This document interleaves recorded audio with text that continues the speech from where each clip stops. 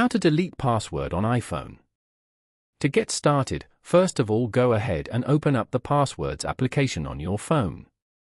As you can see, you require Face ID or passcode to open this app. Once you open the app, you will be brought to this page.